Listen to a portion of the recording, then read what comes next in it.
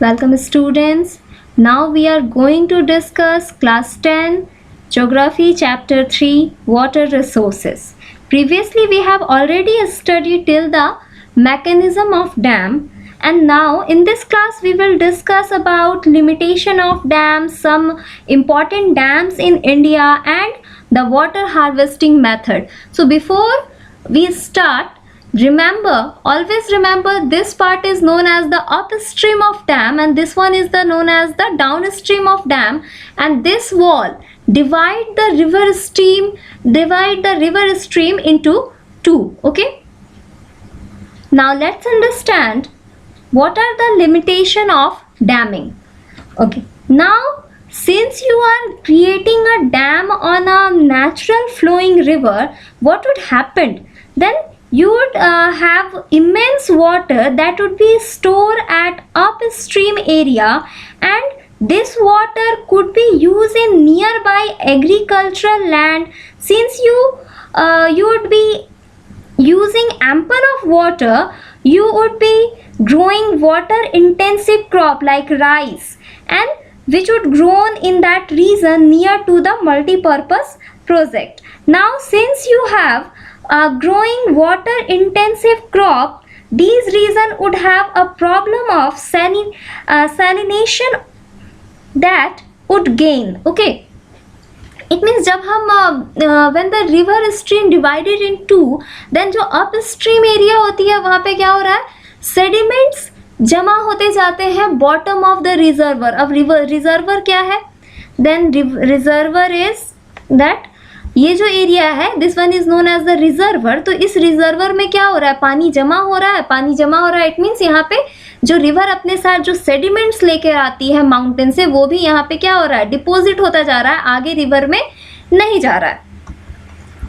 Then most of the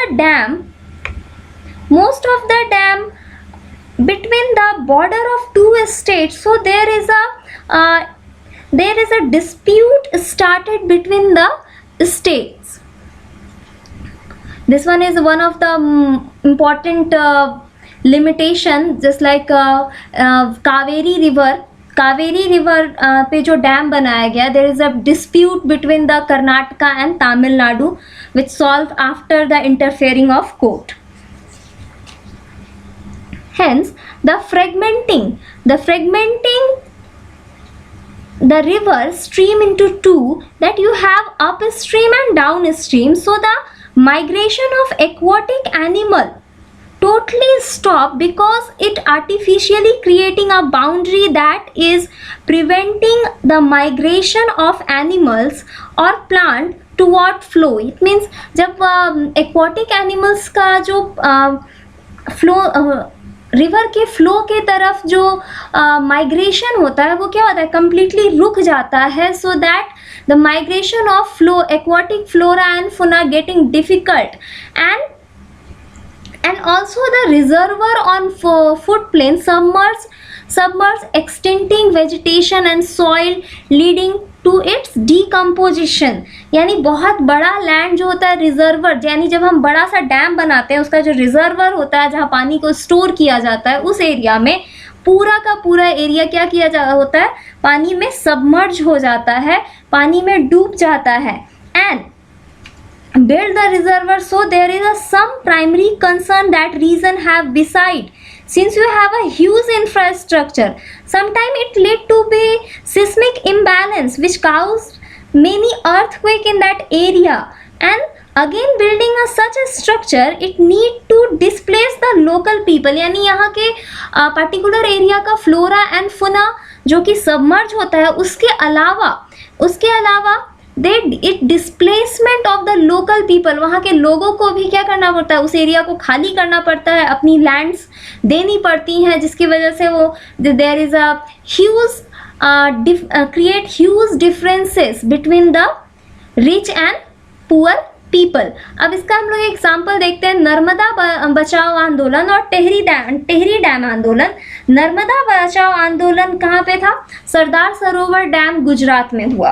okay इस आंदोलन को एक एनजीओ ने स्टार्ट किया था एंड वहाँ के जो ट्राइबल्स थे, वहाँ फार्मर्स थे, जो इन्वायरमेंटलिस्ट थे, उसके अलावा जो people who work for the human rights, उन लोगों ने पहले तो जो पर्टिकुलर रिजर्वर में सबमर्ज होने वाले जो वेजिटेशंस थे, जो पर्टिकुलर लैंड थे, उसको लेकर आंदोलन स्टार्ट किया। लेकिन लेटर ऑन फिर उनके साथ प्रॉब्लम हुई किस बात की, local displacement of local people, यानी लोकल पीपल को भी वहाँ से हटाया गया। तो उन लोकल पीपल को वापस से किसी जगह पे बसाना, किसी जगह पे रिप्लेस करना, ये बहुत बड़ी प्रॉब्लम थी, जिसको लेकर के नर्मदा बचाओ आंदोलन चलाया गया। लेकिन फिर लोगों ने सोचा कि चलो ठीक है, डैम बनने से क्या होगा, हमें एग्रीकल्चर के लिए इरिगेशन मेथड्स मिल जाएंगे, यानी इरिगेशन के लिए different kind of water supply मिल जाएगा। अलग अलग तरीके से डैम के जरिए हम अपने खेतों की सिंचाई कर पाएंगे, जिससे हमारा फ़ायदा होगा। लेकिन इन लास्ट ऐसा नहीं हुआ। The people still struggling for their rights and आज भी इन लोगों के पास क्या है, पानी की कमी हो गई है डैम बनने के बाद भी, और ये आंदोलन आज भी क्या है, कहीं ना कहीं ये जारी है। द नर्मदा बचाओ आंदोलन एंड टेहरी डैम आंदोलन। Okay, the next topic is there's the important maps. So there is a map of India. It's very important for your board examination. So you have to completely take a political or physical map of India and locate all these places. Okay, so now here you have some of the major dam of India. Some of those are very important. So one of those are Bhakra Nangal dam. ठीक है, one by one हम लोग देखते हैं कि ये क्या है। Bhakra Nangal dam, it's consider as one of the gravity dam in India. Okay, ये क्या है, ये इंडिया का एकलौता ग्रेविटी डैम है। And again look at the Tehri dam. There is a Tehri dam. It's one of the highest dam of India and among of the highest dams of world. Okay, next one is the Chambal Dam. Okay, the Chambal project. You have three major dam on Chambal project. There is a Rana Pratap Sagar, okay, Kota Barrage and Gandhi Sagar. Okay, and again the Sardar Sarovar Dam on Narmada river is very important, and Nagarjun Sagar, here's a Nagarjun Sagar dam, basically divided, or it's kind of boundary between Telangana and Andhra Pradesh. So always remember the Nagarjun Sagar dam divided create a boundary between the Telangana and Andhra Pradesh, and again divide the Telangana and Andhra Pradesh. Okay, which dam? Which is the Nagarjun Sagar dam. Okay, it's based on biggest river on this region, which is Kaveri. And then you have a Hirakund dam. Okay, then there is a Hirakund dam which located in Odisha. There is a Hirakund dam which located in Odisha. And again important dam, which is the Damodar dam, that is based on the terracing model of USA, and it's previously known as the Sorrow of Bengal. So the question, इस तरह से भी question आ सकता है कि locate the dam which known as the Sorrow of Bengal, then we have locate the Damodar dam. Okay, and so it has a 4 dam that are built. So those are like Tilaiya Dam, Mathon Dam, Panchet and Kolar dam. यानी Damodar river project के अंतर्गत 4 dams बनाए गए, जिनमें था तुम्हारा Tilaiya dam, Maithon dam, Panchet and Kolar dam. Then you have a Kosi river dam that known as the Sorrow of Bengal. Then you have a Gandak dam. There is a Gandak dam. Gandak dam It's a kind of joint venture of India and Nepal. Always remember, the Gandak Dam is a joint venture of India and Nepal. These are the major multi-purpose project in India and very important for your board examination. So practice it 2 or 3 times and complete it in your copy. Okay. So now there is some ironic situation here, is that the dam were predominantly built to control the problem of flood. However, with the building of dam, it increases. Okay, so जैसे देखते हैं कि dams को बनाया क्यों गया, ताकि ये फ्लड को रोक सके, लेकिन ऐसा हो नहीं पाया। जब बल्कि डैम्स के बनने के बाद जब जो अप स्ट्रीम रीजन है वहाँ पानी बहुत ज़्यादा होने की वजह से क्या होता है, जब पानी को सेपरेटली छोड़ दिया जाता है डैम से, तो जो सराउंडिंग रीजन होता है वहाँ जनरली बाढ़ आ जाती है, जनरली फ्लड आ जाता है। तो डैम बनाया गया फ्लड कंट्रोल करने के लिए, लेकिन but it increases flood by the sediments, और समटाइम सेडिमेंट्स की वजह से जो रिवर अपने साथ सेडिमेंट्स लाती है वो डैम के जो तले, डैम का जो नीचे का जो रीजन होता है वहाँ जमता चला जाता है, जिसकी वजह से धीरे धीरे जो पानी का लेवल होता है वो बढ़ता चला जाता है, और in the time of rainy season वो काफ़ी ज़्यादा बढ़ जाता है, ओवरफ्लो हो जाता है, और जिसकी वजह से क्या होता है, आसपास के रीजन में फ्लड आ जाता है। The situation of Gujarat and Maharashtra in 2006, devastates property and soil erosion, इसकी वजह से क्या हुआ था, काफ़ी सारा प्रॉपर्टी का लॉस भी हुआ था और सॉइल इरोजन भी। 2006 में गुजरात और महाराष्ट्र में बहुत हेवी रेन होने की वजह से जो डैम्स हैं इनके पानी को क्या किया गया, छोड़ दिया गया। जो डैम्स का जो गेट होता है, फुट हिल का जो गेट होता है, उसे छोड़ दिया गया, एंड उसकी वजह से आसपास के रीजन में बाढ़ आने की वजह से, फ्लड आने की वजह से न केवल लाइफ और प्रॉपर्टी का नुकसान हुआ, बहुत ज़्यादा अमाउंट में क्या हुआ, सॉइल इरोजन भी हुआ, जो कि बेसिकली सेडिमेंट्स के कारण था। And the sediments of food plain were deprived of slit and natural fertilizer. अब क्या था कि नेचुरली जो रिवर फ्लो करती है तो वो अपने साथ सेडिमेंट्स लेकर आती है माउंटेन से, और इसके जो फ्लड प्लेन्स होते हैं वहाँ पे जनरली डिपॉजिट करती है, जिससे क्या होता है, एरिया काफ़ी फर्टाइल बन जाता है। लेकिन जब हमने रिवर पे डैम क्रिएट किया और वो sediments, because the up stream and down stream divide the river into two, then the sediments will be deposited in a lower section of dam। तो अब यहाँ पे क्या था कि सेडिमेंट्स रेगुलर फ्लो में नहीं आ पाए, जो फ्लड प्लेन था वहाँ पे सेडिमेंट्स जमा नहीं हो पाए, जिसकी वजह से क्या हुआ, जो नेचुरल फर्टिलाइजर सॉइल को मिलता था वो नहीं मिल पाया, जिसकी वजह से लैंड खराब हो गई। There is a huge problem of land degradation created in that area, and also due to the huge infrastructure of the dam, इसके बहुत बड़े इंफ्रास्ट्रक्चर की वजह से, समटाइम बहुत मशीनरीज का यूज़ होने की वजह से पार्टिकुलर सर्टन रीजन में अर्थक्वेक की प्रॉब्लम्स भी देखी गई है, which is the human made cause of earthquake and cause of water borne disease. And in some reason that you have a water is being hold, in that case the area face the problem of waterborne disease, okay, and also the polluting resulting from the excessive use of water, यानी बहुत ज़्यादा पानी का use होने की वजह से, एक ही पार्टिकुलर जगह पे पानी पड़ा रहने की वजह से काफ़ी ज़्यादा पॉल्यूट होता चला जाता है, और it also led the waterborne disease, cause of waterborne disease. So next one is the methods of harvesting, water harvesting. Now what could be the alternative methods of water harvesting?